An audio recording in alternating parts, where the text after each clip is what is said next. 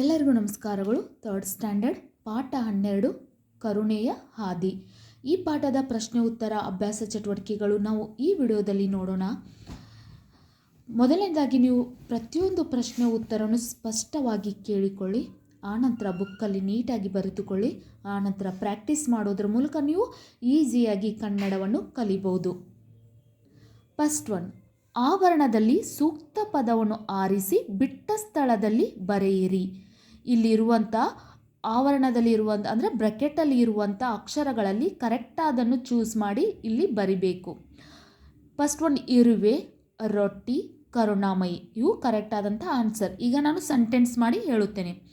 ಕಪಾಟಿನಿಂದ ಇರುವೆಗಳು ಸಾಲು ಸಾಲಾಗಿ ಹರಿದು ಬರುತ್ತಿದ್ದವು. ಕಪಾಟಿನಿಂದ ಇರುವೆಗಳು ಸಾಲು ಸಾಲಾಗಿ ಹರಿದು ಬರುತ್ತಿದ್ದವು. ಈ ರೀತಿಯಾಗಿ ನೀವು ಪೂರ್ತಿಯಾಗಿ ಸೆಂಟೆನ್ಸ್ ಓದೋದಕ್ಕೆ ಕಲಿತುಕೊಳ್ಳಿ. ಕಪಾಟನ್ನು ತೆರೆದು ನೋಡಿದಾಗ ಪುಸ್ತಕಗಳ ನಡುವೆ ರೊಟ್ಟಿಗಳಿದ್ದವು. ಕಪಾಟನ್ನು ತೆರೆದು ನೋಡಿದಾಗ ಪುಸ್ತಕಗಳ ನಡುವೆ ರೊಟ್ಟಿಗಳಿದ್ದವು. ನಿನ್ನಂಥ ಕರುಣಾಮಯಿ ಮಗನನ್ನು ಪಡೆದ ನಾನೇ ಧನ್ಯ. ನಿನ್ನಂಥ ಕರುಣಾಮಯಿ ಮಗನನ್ನು ಪಡೆದ ನಾನೇ ಧನ್ಯ.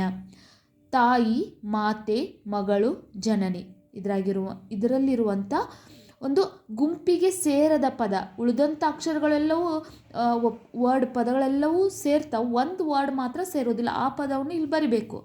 ಇಲ್ಲಿ ತಾಯಿ, ಮಾತೆ, ಜನನಿ ಅನ್ನೋದೆಲ್ಲವೂ ಮದರಿಗೆ ಸಂಬಂಧಪಟ್ಟಂಥ ವರ್ಡ್ಸ್ ಕನ್ನಡದಲ್ಲಿ. ತಾಯಿ, ಮಾತೆ, ಅಮ್ಮ, ಜನನಿ ಇವೆಲ್ಲವೂ. ಆದರೆ ಮಗಳು ಅನ್ನೋದು ಡಾಟರ್, ಆದ್ದರಿಂದ ನಾವು ಮಗಳನ್ನೋ ಒಂದು ಪದವನ್ನು ಹೊರಗೆ ತೆಗೆದು ಬರಿಬೋದು. ಇನ್ನು ಸಂತೋಷ, ದುಃಖ, ಆನಂದ, ಖುಷಿ. ಇದರಲ್ಲಿ ಸಂತೋಷ, ಆನಂದ, ಖುಷಿ ಅನ್ನೋದು ಹ್ಯಾಪಿ.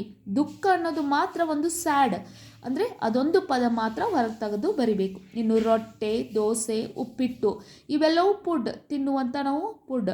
ಕಿತ್ತಳೆ ಮಾತ್ರ ಒಂದು ಫ್ರೂಟ್ಸ್, ಹಣ್ಣಿದು, ಅದಕ್ಕೆ ಕಿತ್ತಳೆ ತೆಗೆದು ಬರೋಣ. ಹರಸು, ಸೋಲಿಸು, ಹಾರೈಸು, ಆಶೀರ್ವದಿಸು. ಹರಸು, ಹಾರೈಸು, ಆಶೀರ್ವದಿಸು ಇವೆಲ್ಲವೂ ಒಂದು ನಾವು ಹರಸುವಂಥ ವರ್ಡ್ಸ್. ಆದರೆ ಸೋಲಿಸು ಅನ್ನೋದು ಮಾತ್ರ ಬೇರೆ ವರ್ಡ್, ಅದಕ್ಕೆ ನಾವು ಸೋಲಿಸುವಂಥ ಪದವನ್ನು ತೆಗೆದು ಬರೋಣ. ಇನ್ನು ಈ ಮಾತನ್ನು ಯಾರು ಯಾರಿಗೆ ಹೇಳಿದರು? ರೊಟ್ಟಿಗಳನ್ನು ಕಪಾಟಿನಲ್ಲಿ ಏಕೆ ಮುಚ್ಚಿಟ್ಟಿದ್ದೆ? ಯಾರು ಹೇಳಿದರು? ಯಾರಿಗೆ ಹೇಳಿದರು? ತಾಯಿ ಹೇಳಿದ್ಲು ಮಗನಿಗೆ. ಇನ್ನು ಆ ರೊಟ್ಟಿಗಳ ಅಗತ್ಯವಿಲ್ಲ, ತೆಗೆದು ಎಸೆದು ಬಿಡು. ಈ ಮಾತನ್ನು ಹುಡುಗ ಹೇಳಿದನು ಅವರ ತಾಯಿಗೆ. ಈ ಒಂದು ನೀವು ಪಾಠ ಪೂರ್ತಿಯಾಗಿ ಅರ್ಥ ಮಾಡ್ಕೊಂಡಾಗ ಈ ಸೆಂಟೆನ್ಸ್ ನಿಮಗೆ ಕರೆಕ್ಟಾಗಿ ಅರ್ಥವಾಗುತ್ತೆ. ರೊಟ್ಟಿಗಳನ್ನು ಕಪಾಟಿನಲ್ಲಿ ಏಕೆ ಮುಚ್ಚಿಟ್ಟೆ ಅಂತ ತನ್ನ ತಾಯಿ ತನ್ನ ಮಗನಿಗೆ ಕೇಳ್ತಾಳೆ. ಆಗ ಮಗ ಇನ್ನು ಆ ರೊಟ್ಟಿಗಳ ಅಗತ್ಯವಿಲ್ಲ, ತೆಗೆದು ಎಸೆದು ಬಿಡು. ಅದರ ಅರ್ಥ ಹುಡುಗ ಅಂದರೆ ತನ್ನ ಮಗ ಅಂದರೆ ಹುಡುಗ ಹೇಳಿದನು ಯಾರಿಗೆ? ತಾಯಿಗೆ. ಯಾಕಂದ್ರೆ ಮಗು ಏಕೆ ಅಳುತ್ತಿರುವೆ?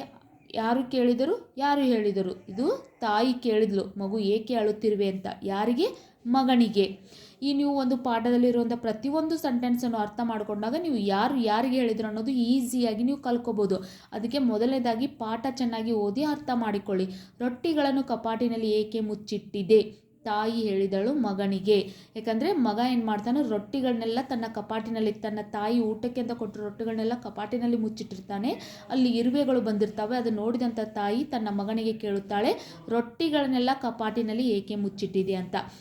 ಆಗ ಮಗ ಏನು ಹೇಳುತ್ತಾನೆ, ಇನ್ನು ಆ ರೊಟ್ಟಿಗಳ ಅಗತ್ಯವೆಲ್ಲ ತೆಗೆದು ಎಸೆದು ಬಿಡು ಅಂತ ಹುಡುಗ ತನ್ನ ತಾಯಿಗೆ ಹೇಳುತ್ತಾನೆ. ಮಗ ಅಳುವುದನ್ನು ಕೇಳಿ ತಾಯಿ ಏನಂತ ಕೇಳುತ್ತಾಳೆ, ಮಗು ಏಕೆ ಅಳುತ್ತಿರುವೆ ಅಂತ ತಾಯಿ ಕೇಳಿದಳು ಯಾರಿಗೆ? ಮಗನಿಗೆ. ಈ ರೀತಿ ಆ ಪಾಠದಲ್ಲಿ ಬರುವಂಥ ಸೆಂಟೆನ್ಸ್ ಆಗಿರುತ್ತೆ. ಇನ್ನು ಇಲ್ಲಿ ಬಂದಿರುವಂಥ ಆವರಣದಲ್ಲಿ ಕೊಟ್ಟಿರೋ ಪದಗಳ ಸಹಾಯದಿಂದ ಸರಿಯಾದ ಪ್ರಶ್ನೆಗಳನ್ನು ರಚಿಸಿ. ಎಲ್ಲಿ, ಏನು, ಯಾರಿಗೆ, ಯಾವಾಗ, ಈ ರೀತಿಯ ಬಂದಿರುವಂಥ ಸೆಂಟೆನ್ಸ್ಗಳನ್ನು ಉಪಯೋಗಿಸ್ಕೊಂಡು ಸರಿಯಾದ ಪ್ರಶ್ನೆ ಮಾಡ್ಬೋದು. ರೊಟ್ಟೆಗಳನ್ನು ಯಾರಿಗೆ ಕೊಡಬೇಕಾಗಿತ್ತು? ಪುಸ್ತಕಗಳನ್ನು ಎಲ್ಲಿ ಇಟ್ಟಿರುವೆ? ಆ ಪೆಟ್ಟಿಗೆಯಲ್ಲಿರುವುದು ಏನು? ಮಕ್ಕಳು ತರಗತಿಗೆ ಯಾವಾಗ ಬಂದರು? ಇನ್ನು ಒಂದು ವಾಕ್ಯದಲ್ಲಿ ಉತ್ತರಿಸಿರಿ. ಬಾಲಕನ ತಂದೆ ತಾಯಿಯವರ ಹೆಸರೇನು? ಬಾಲಕನ ತಂದೆ ಜಾನಕಿನಾಥ್ ಬೋಸ್, ತಾಯಿ ಹೆಸರು ಪ್ರಭಾವತಿ ದೇವಿ. ಇಲ್ಲಿ ಇರುವಂಥ ಪ್ರಶ್ನೆಗೆ ಕರೆಕ್ಟಾದಂಥ ಉತ್ತರ ಇದೆ. ಮೊದಲು ಪ್ರಶ್ನೆ ಅರ್ಥ ಮಾಡಿಕೊಳ್ಳಿ, ಆಮೇಲೆ ಉತ್ತರ ನೀಟಾಗಿ ಬರೆದುಕೊಳ್ಳಿ. ಬಾಲಕನ ತಂದೆ ಜಾನಕಿನಾಥ್ ಬೋಸ್, ತಾಯಿ ಹೆಸರು ಪ್ರಭಾವತಿ ದೇವಿ. ಬಾಲಕ ರೊಟ್ಟಿಗಳನ್ನು ಯಾರಿಗೆ ಕೊಡುತ್ತಿದ್ದನು? ಬಾಲಕ ರೊಟ್ಟಿಗಳನ್ನು ಭಿಕ್ಷುಕಿಗೆ ಕೊಡುತ್ತಿದ್ದನು.